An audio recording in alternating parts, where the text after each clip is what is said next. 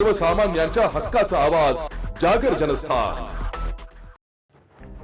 धुळे तालुक्यात झालेल्या वादळाच्या तडाख्यामुळे पिके जमीनदोस्त झाली आहेत। परिणामी शेतकऱ्यांचे मोठ्या प्रमाणात नुकसान झाले असून नुकसानग्रस्त पिकाचा तातडीने पंचनामा करून अहवाल शासनास तात्काळ सादर करावा अशा सूचना माननीय आमदार कुणाल पाटील यांनी दिल्या।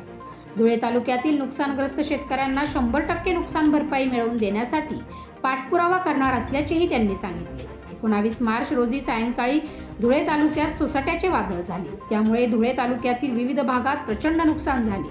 त्या अनुषंगाने माननीय आमदार कुणाल पाटील यांनी धुळे तालुक्यातील नंदाळे, नाणे, सीताने, बोरकुंड, रतनपुरा, विंचूर, दोंदवाड नुकसानग्रस्त शिवारात जाऊन शेतकऱ्यांच्या भेटी घेतल्या। जोरदार वादळामुळे झालेल्या नुकसानाची पाहणी करून कुणाल पाटील यांनी शेतकऱ्यांना धीर दिला। माननीय आमदार पाटील यांनी थेट शेतकऱ्यांच्या बांधावर जाऊन नुकसानीची पाहणी केल्याने शेतकऱ्यांना दिलासा मिळाला। वादळ वारा आणि पावसामुळे रब्बी पिकासह फळपिकांचे नुकसान झाले आहे।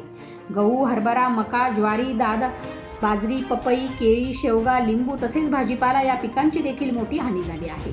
सोसाट्याच्या वादळामुळे पिके जमीनदोस्त झाली आहेत। गहू, मका, पपई, केळी आदी पिके जमिनीवर आडवी झाली आहेत। पपई, केळी या फळेही तुटून पडले आहेत। परिणामी शेतकऱ्यांचे मोठे नुकसान झाले। याचा निश्चित माजी आमदार कुणाल पाटील यांनी आज दिनांक 20 मार्च रोजी बांधावर जाऊन पाहणी केली। यावेळी त्यांच्या समवेत पंचायत समितीचे माजी सभापती देवीदास माळी, राजेंद्र भदाने, सरपंच पांडुरंग मोरे, बाजार समितीचे संचालक ऋषिकेश ठाकरे, भानुदास माळी, सुजित मोरे, मंडळ अधिकारी यशोदीप चिरे, तलाठी उमेद चव्हाण, तलाठी रितेश बोरसे उपस्थित होते।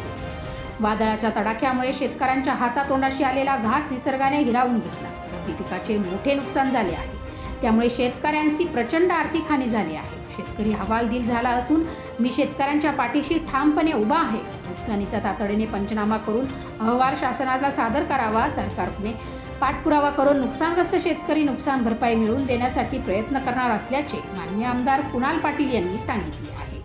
जागर जनस्थानसाठी प्रतिनिधी रूपक बिरारी, धुळे।